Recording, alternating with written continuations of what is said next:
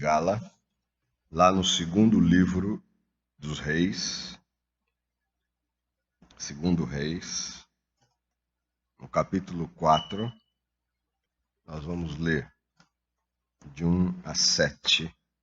O tema da mensagem de hoje à noite é recursos renováveis. Recursos renováveis. E o texto, então, segundo Reis 4, de 1 a 7.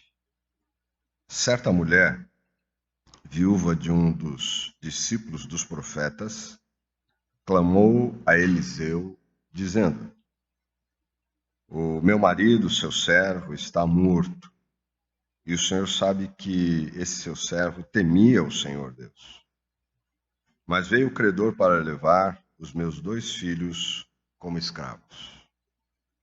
Eliseu perguntou à mulher: O que posso fazer por você? Diga-me o que é que você tem em casa. Ela respondeu: Esta sua serva não tem nada em casa a não ser um jarro de azeite. Então Eliseu disse: Vá, peça emprestadas vasilhas a todos os seus vizinhos, vasilhas vazias, muitas vasilhas. Depois entre em casa, feche a porta atrás de você e dos seus filhos, e derrame o azeite em todas aquelas vasilhas. Ponha à parte as que forem ficando cheias. A mulher foi embora dali e fechou a porta atrás de si e dos seus filhos. Estes lhe passavam as vasilhas e ela as enchia. Quando todas estavam cheias, ela disse a um dos filhos: Traga-me mais uma vasilha. Mas ele respondeu: Não há mais vasilha nenhuma. E o azeite parou. Então ela foi e contou ao homem de Deus. E ele disse: Vá, venda o azeite e pague a sua dívida. E você e os seus filhos vivam do que sobrar.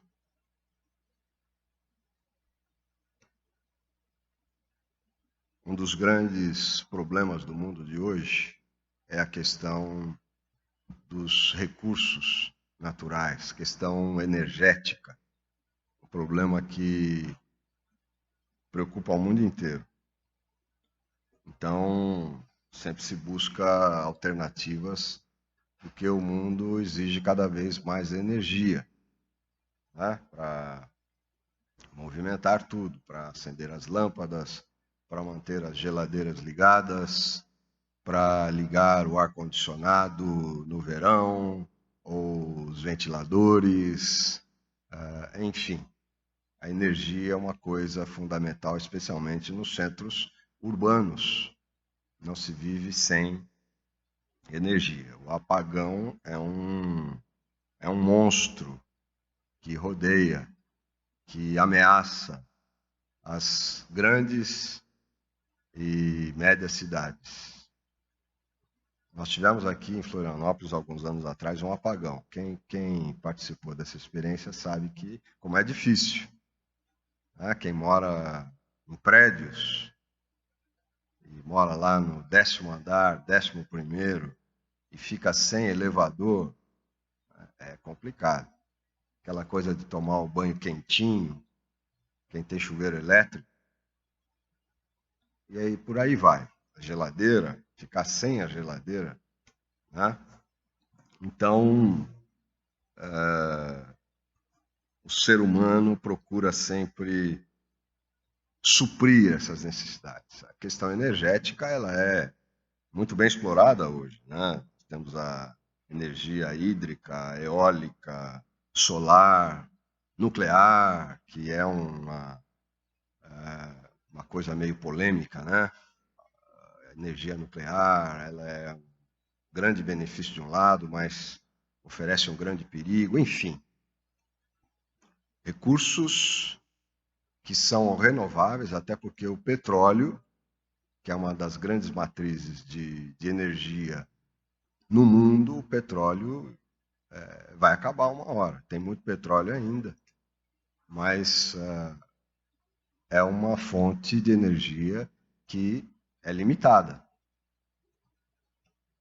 E a população mundial crescendo e demandando cada vez mais energia, consumindo cada vez mais energia.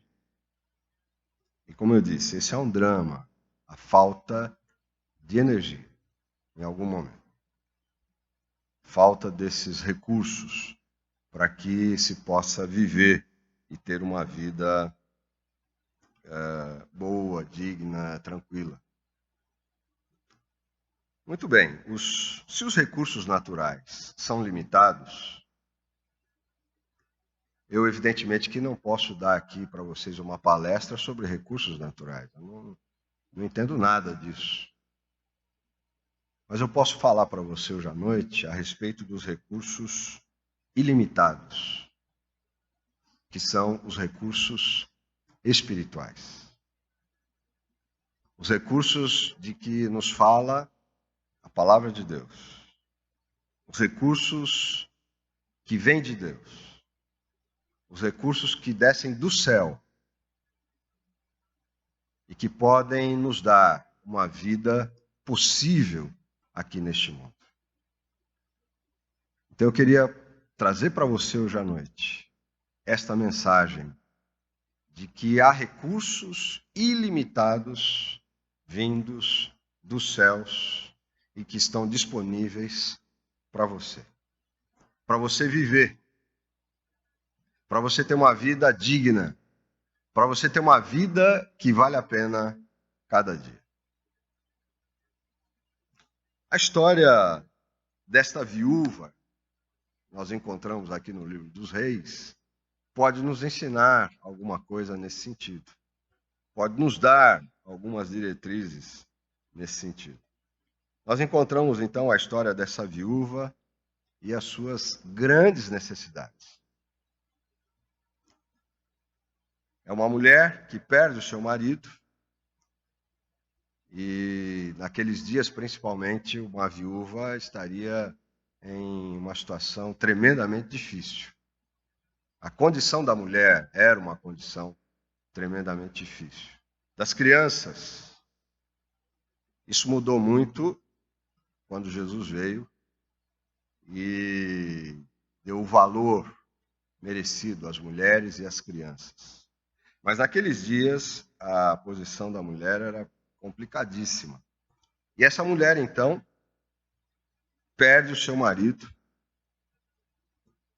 que era, não se sabe se ele era um estudioso, se era um discípulo realmente do profeta Eliseu, mas caminhava com o profeta Eliseu. E ela, então, perde o seu marido. Seu marido morre. E a primeira lição que eu acho importante para a gente saber, para a gente relembrar, na verdade, para a gente relembrar, é que o temor a Deus não nos livra das dores dessa vida. Porque ela disse para o profeta Eliseu: olha, profeta, você sabe que o meu marido era um homem temente a Deus. Né? Era um homem, esse seu servo, temia o Senhor Deus. É sempre bom lembrar também que ser temente a Deus, ou temer a Deus, não é ter medo de Deus. Você pode colocar aqui, trocar a expressão temer por crer, por confiar. Então, temer a Deus é crer. Então ela diz, olha, o meu marido, ele cria em Deus. Mas isso não o livrou da morte, não está nos livrando de estar agora numa situação muito difícil, porque já veio o credor bater na nossa porta, exigindo o pagamento de uma dívida, senão ele vai levar os meus filhos como escravos. Então, essa coisa do sofrimento é algo que faz parte da nossa vida cristã. Há alguns grupos religiosos, alguns grupos evangélicos, estou falando aqui do nosso meio evangélico, que praticamente riscaram do seu dicionário a palavra sofrimento, a palavra martírio. ou ser mártir. Na verdade, substituir o sofrimento por prosperidade, por estar na bênção o tempo inteiro, por ser cabeça e não cauda, por ser vitorioso o tempo todo, por acreditar que tudo vai dar certo porque Deus está no controle, então tudo vai dar certo. E nada disso corresponde à íntegra ou à integralidade daquilo que a Bíblia ensina. Porque a pessoa pode ser a pessoa mais piedosa do mundo, que o sofrimento vai continuar fazendo parte da sua vida.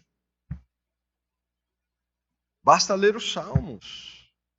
Os Salmos nos trazem constantemente essas mensagens dos escritores muito verdadeiramente, muito realisticamente e honestamente dizendo: laços de morte me cercaram, angústias do inferno se apoderaram de mim, caí em tristeza e grande tribulação. Ó Senhor, livra a minha alma. Palavra de Deus, homens, escrevendo homens que passaram por essa experiência. Mesmo que eu andasse pelo vale da sombra da morte. É a vida. Então não se deixe levar por esse otimismo barato, de muitos crentes que andam por aí dizendo isso, né? Estou na bênção, tá sempre na bênção. Isso não é verdade. Isso não é verdade. Né? Tudo vai dar certo, nem tudo vai dar certo, gente. Como nós queremos, nem tudo vai dar certo. Vamos prosperar. Há um tempo atrás, nós estávamos aqui terminando a escola dominical, eu estava lá embaixo, na frente da casa pastoral, e que não é mais usada como casa pastoral, e veio ao meu encontro uma jovem, e à medida em que ela se aproximava de mim, eu observei que ela estava com a fisionomia assim, bem abatida, quase que transtornada. E ela então se apresentou e eu disse que era o pastor. Ela falou: pastor, eu preciso da sua ajuda. Olha, eu estou aí participando de uma igreja e lá o pessoal, os líderes, estão dizendo para mim, desde que eu entrei lá, que eu preciso prosperar. Que eu tenho que prosperar. E ela falou: pastor, eu não quero prosperar. Eu não quero prosperar, eu não quero essa prosperidade aí de ganhar dinheiro e de ter coisas e não sei o quê, sempre do ponto de vista material, e tudo vai dar certo, tudo vai dar certo. E eu não quero prosperar, eu não quero essa prosperidade. Eu falei: olha, minha filha, então faz o seguinte, então sai de lá rapidinho, porque eu tô vendo que você não está bem. Procure uma outra igreja, uma outra comunidade que não te pressione desse jeito.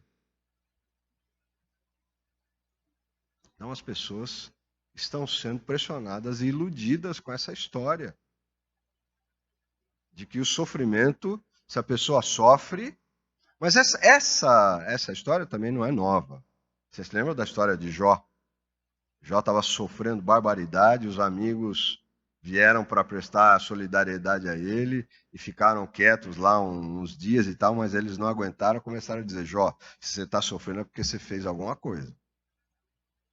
Você fez alguma coisa, Jó. Você cometeu um deslize. O que você fez, Jó? E o Jó não tinha feito nada errado. Diz a história que o Jó era um homem íntegro, temente a Deus, mas que sofreu barbaridade. Eu não estou dizendo aqui também que a gente tem que ficar esperando um sofrimento, né? Ó, minha vida está assim, tá tão bom porque e agora o que vem, né? Qual é o problema que vem pela frente? Não vamos ficar nessa neura também. O pastor falou que a gente vai sofrer, então qual vai ser o sofrimento do ano? Então não vamos pensar assim também. Mas o fato é que a nossa fé, que é alguma coisa maravilhosa, não nos isenta dos problemas, das dores, dos sofrimentos desta vida. a doença. A doença não está necessariamente ligada a um pecado. A pessoa, se está doente, é porque pecou, não necessariamente. Não necessariamente. Eu digo não necessariamente porque às vezes tem pecados que produzem doença. Né? A pessoa é muito sem caráter e ela pode ficar doente por causa disso. Bom, essa é uma outra história. Então, a primeira lição que a gente aprende com essa viúva, seus filhos e o profeta Eliseu. Crer em Deus não nos livra do sofrimento e das dores dessa vida. Muito bem. Segunda lição que a gente pode aprender com essa história dessa mulher, dos seus filhos, é que, apesar das dores, dos sofrimentos e das lutas dessa vida, a gente sempre terá onde buscar socorro. E essa é uma grande notícia. A gente sempre terá onde se socorrer, com quem se socorrer, diante das nossas dificuldades, diante das nossas lutas, diante dos nossos dramas, diante dos nossos problemas, muitos deles muito sérios. A gente sempre vai ter onde e a quem recorrer nessas horas mais complicadas da nossa existência e da nossa caminhada. Aquela mulher perde o seu marido, o credor bate à sua porta, ameaça levar os seus filhos como escravos se ela não pagasse a dívida, e o que ela faz? Ela vai buscar ajuda com a pessoa certa. Ela vai buscar ajuda com a pessoa certa. Vai no lugar certo. Ela procura o profeta Eliseu. Homem de Deus de verdade. Homem de Deus, para valer.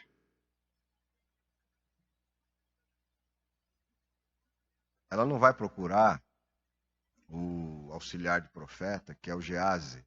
Não confundir com aquele supermercado aqui de Florianópolis. Né? É o Geazi. Que o Geazi era meio sem vergonha, inclusive. Né?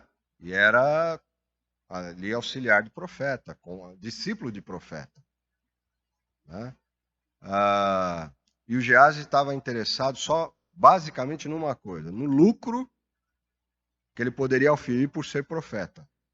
Lembra-se da história de Naamã? Aquele oficial lá que vai ser curado lá com o profeta Eliseu e ele leva um monte de presentes, prata, ouro, roupas de marca, ele leva para oferecer para Eliseu. E eu não vou contar toda a história, é claro. Você conhece. E o Naamã fica curado e ele quer dar aqueles presentes todos para o Eliseu. Né? Roupas finíssimas, ouro, prata, e o Eliseu não quer nada. Não quero nada disso e tal. Eu imagino alguns pastores e líderes religiosos hoje diante do Naamã, né? Que iam receber e perguntar para o Naamã, não tem mais nada. Né? Porque são insaciáveis. São insaciáveis. Só querem das suas igrejas o lucro, o dinheiro, o recurso. E enriqueceram. Há alguns pastores hoje que estão pastores brasileiros. Eu não vou dar nomes aqui, mas é preciso falar sobre esse assunto de vez em quando. Estão na lista Forbes, da revista Forbes, dos mais ricos, homens mais ricos do país. São pastores. Isso é blasfêmia. Isso é uma grande, imensa, enorme blasfêmia. Amar o dinheiro. Mamon. São servos de Mamon e não de Deus, e não de Cristo. Isso é uma blasfêmia terrível. Mas voltando lá para o Eliseu, a viúva vai procurar ajuda no lugar certo, com a pessoa certa, vai procurar o profeta Eliseu. E muita gente está procurando ajuda em lugares errados, com pessoas erradas. Estão sendo iludidas, estão sendo enganadas em nome de Deus. Muita gente está usando o nome de Deus para ludibriar as pessoas. E com Deus não se brinca. De Deus não se zomba. O que o homem semear, isso ele vai colher. Essas pessoas que estão construindo verdadeiros impérios, os que estão, até os menos ricos, mas que estão esfolando as pessoas, em nome da fé, em nome de Deus, vão ter que dar contas disso, mais cedo ou mais tarde. Vão ter que dar contas diante do próprio Deus, disso que estão fazendo. Então, cuidado. Cuidado. Cuidado com esses pastores que estão aí na mídia, né, YouTube, até na televisão, e falando muitas vezes barbaridades, e outros falando coisas até mais ou menos corretas, mas cuidado. Cuidado com o que você ouve, cuidado com o que você vê. Tem muita gente que, olha, que maravilha, aquele culto, aquele pastor lá da internet, da televisão, não sei o quê, que bênção. Mas na hora que você tiver um problema, não é ele que vai te visitar, não. É o teu pastor que vai te visitar. É o teu pastorzinho lá, simplesinho, modesto. Não é o famosão que vai te socorrer na hora do aperto, que vai lá na tua casa, que vai te ver lá no hospital. É o teu pastor. Então valoriza o teu pastor. Tá? Fechando parênteses. Mas é buscar. É buscar a ajuda e o socorro no lugar exato, no lugar correto. E como é que a gente pode medir essa correção? A gente tem que medir através das Escrituras. É como eram os crentes de Bereia. Né? Paulo ensinava as Escrituras e eles iam depois conferir nas Escrituras se aquilo que estava sendo dito conferia realmente com as Escrituras. Diz lá o texto que eles não eram como os de Tessalônica, mas os de Beré, eles eram espertos. Até tinha uma brincadeira lá no seminário, né? Piadinha, brincadeirinha sem graça de seminarista, né? E o pessoal dizia lá, quem é de Bereia não bobeia, né? Realmente sem graça, ninguém riu, né?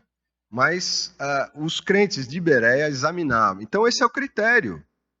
Esse é o critério para a gente saber se está ouvindo as coisas corretas, né? No lugar correto e das pessoas corretas, é examinando as Escrituras.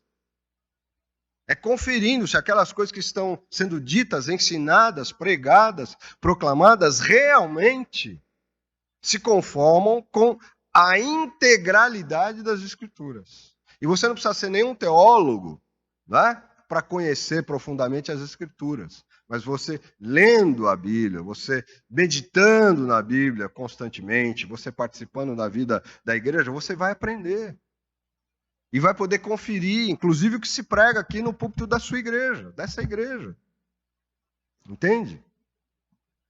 Então, buscar o socorro no lugar correto, com a pessoa correta. Foi o que aquela viúva fez.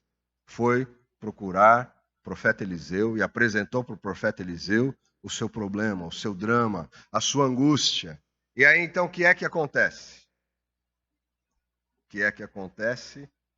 Acontece algo maravilhoso.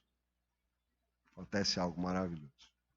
O profeta pergunta para ela, minha querida, o que você tem lá na sua casa? O que você tem? Ela, tenho lá uma vasilha de azeite. É só uma vasilhazinha de azeite.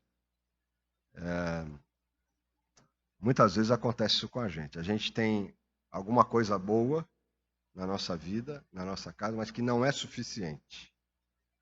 Não é suficiente para resolver o problema. Não é suficiente para satisfazer a nossa vida. E aí então o profeta diz: vai para casa, entra em casa com seus filhos, fecha a porta, Primeiro você pede lá as vasilhas, vai, conversa com os teus vizinhos e consiga lá o máximo de vasilhas que você puder.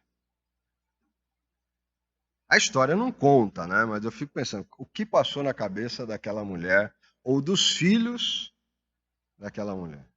O que esse profeta está dizendo?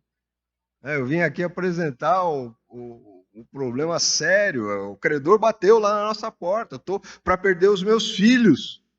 E ele manda eu voltar para casa. Primeiro pergunta o que eu tenho em casa, depois ele manda eu voltar para casa e arrumar um monte de vasilhas. Vou abrir uma loja de vasilhas?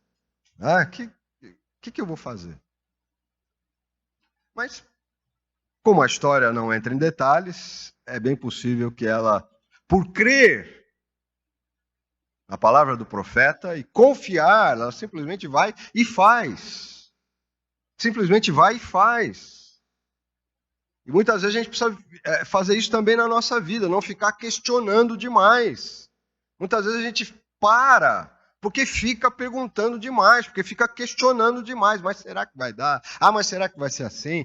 Não interessa, vai e faz. Há momentos na nossa circunstância, na nossa vida, que é preciso ir e fazer. E se a gente tem convicção de que aquela palavra, de que aquela orientação vem da parte de Deus, então aí mesmo que a gente deve ir fazer. Então ela foi e fez. Ela juntou um monte de vasilhas. E aí o azeite começou a se multiplicar naquelas vasilhas.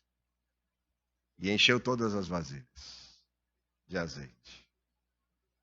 Até a última. E quando chegou a última, ela pergunta para um dos filhos: olha, tem mais alguma aí?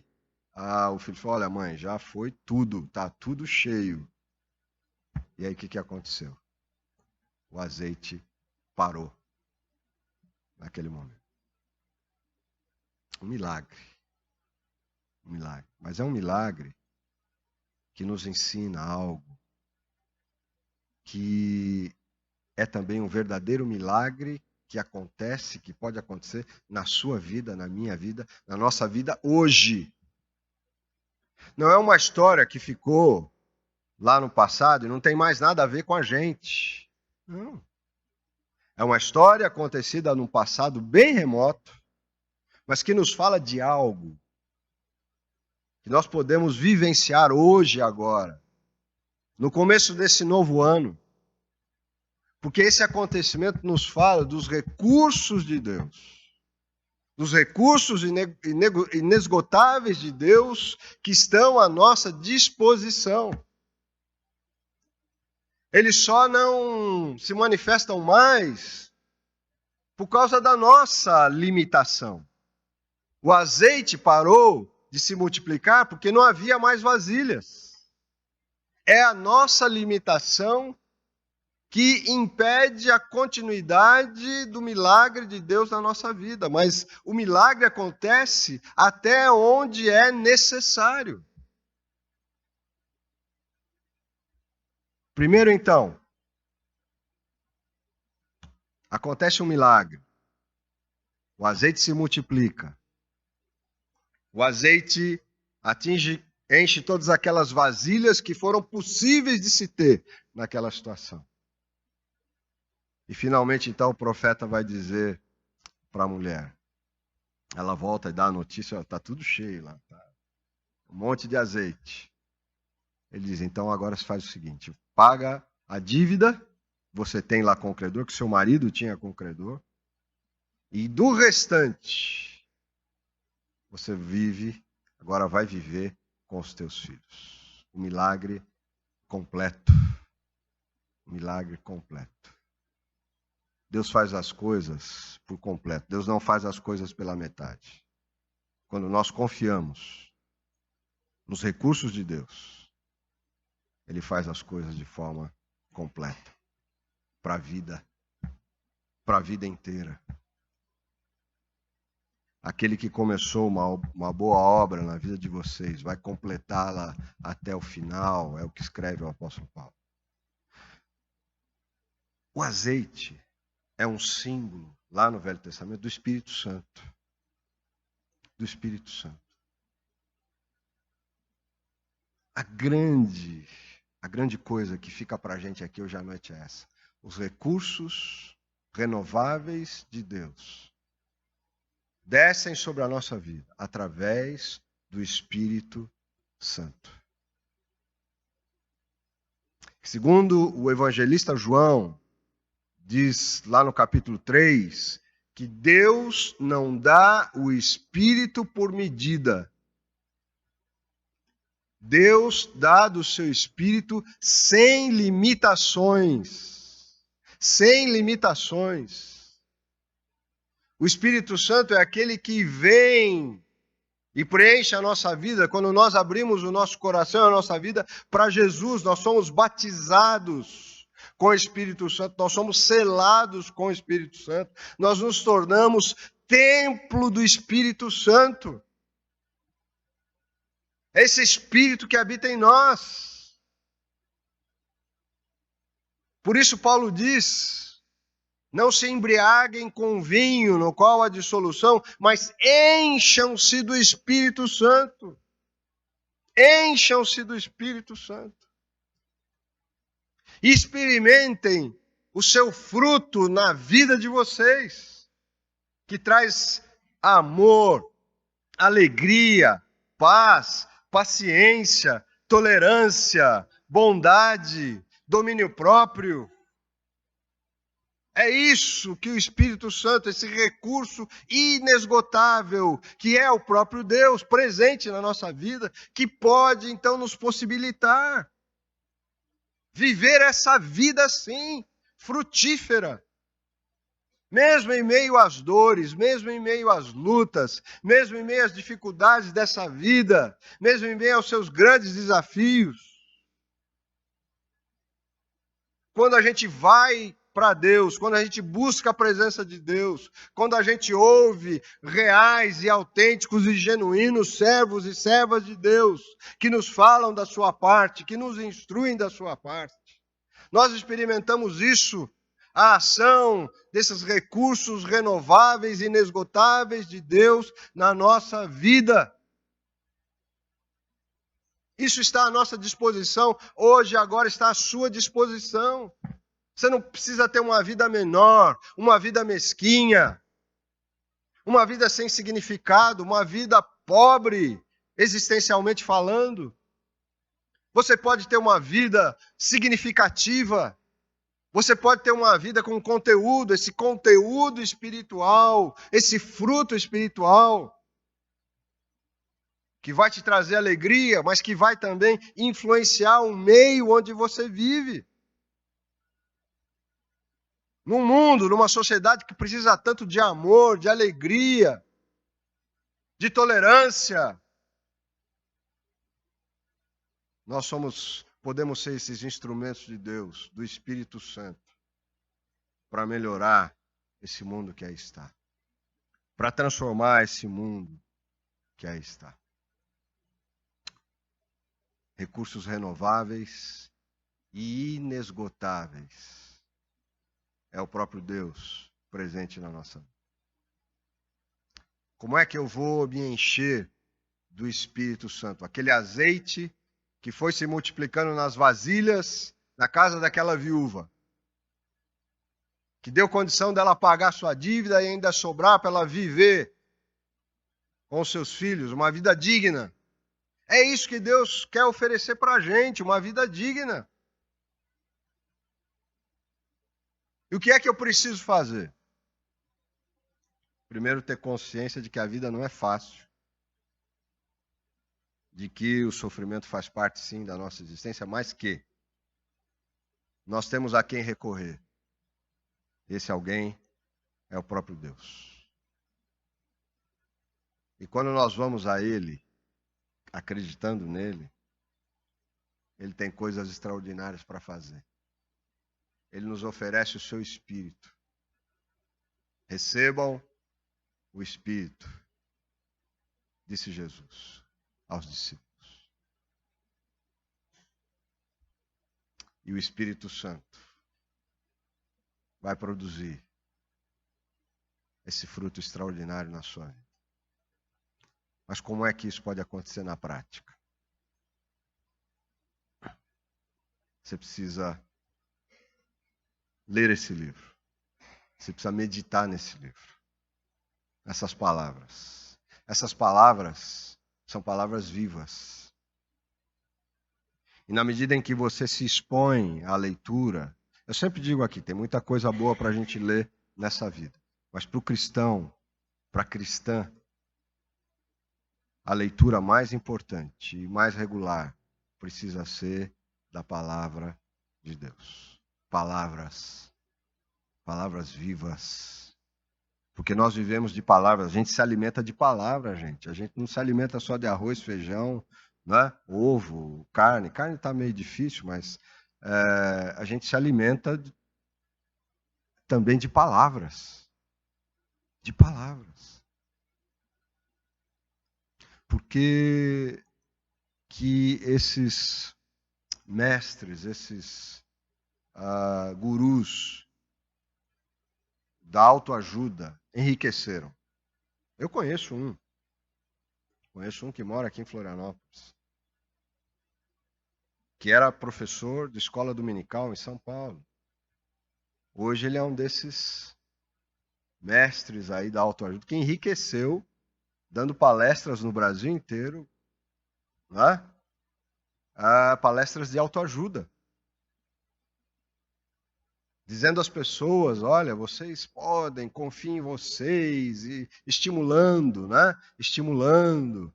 E as pessoas ouvem aquelas palavras, se entusiasmam, acham realmente que podem agora ganhar o mundo. No dia seguinte, sobra muito pouca coisa dessas palavras. Muito pouca coisa.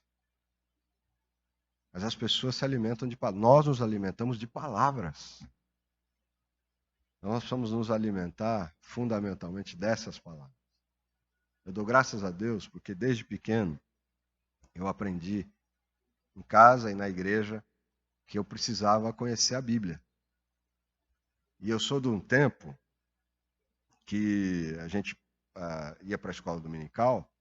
A igreja presbiteriana sempre valorizou a escola dominical e a gente respondia, a gente ia para a classe, né? Classe de escola dominical, classe de crianças.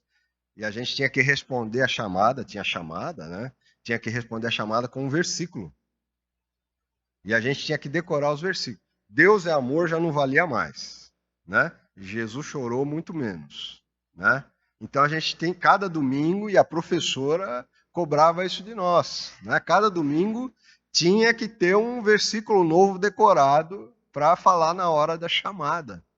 E aquilo já era um processo de memorização da Bíblia.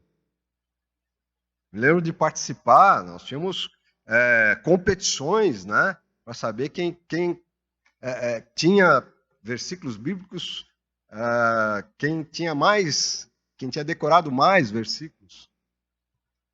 Né, e participava, tinha campeonato de versículo e tal. Uma vez eu participei de um que eu estava assim, certo de que eu ia ganhar. Eu já estava contando com a vitória e na última hora um concorrente meu tinha lá um versículo que eu não sabia e ele ficou em primeiro. Eu fiquei tão frustrado, né, de ter ficado em segundo lugar naquela, olha só, competição de versículo bíblico e eu já estava frustrado, né? Mas tudo bem.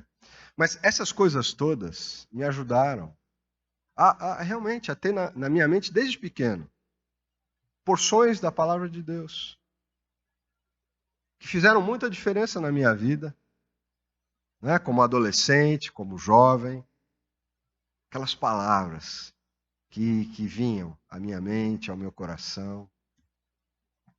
Então você precisa, não tem nenhum segredo, nenhuma mágica para você se encher do Espírito Santo. Tem esse caminho de você meditar na palavra de Deus regularmente. Deixar que essa palavra tome conta da sua mente e do seu coração. Assim, toda vez que você abrir a Bíblia, crendo que ela é a palavra de Deus, o Espírito Santo vai tomar mais espaço na sua vida. Toda vez que você orar, Toda vez que você vier ao culto, a um grupo de estudo, a um grupo familiar, a uma classe da escola dominical, o Espírito Santo vai te enchendo, vai te preenchendo. E às vezes sem perceber, você vai sendo tomado, tomada, sendo moldado, moldada, vai ficando cada vez mais parecido, mais parecida com o próprio Jesus. E esse recurso divino, ele é inesgotável. Ele é renovável. Então depende de você se apropriar dessa energia espiritual, desse poder espiritual que Deus coloca à sua disposição, à minha disposição, à nossa disposição.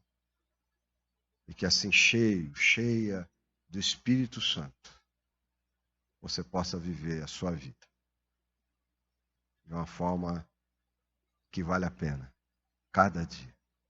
Deus te abençoe. Amém.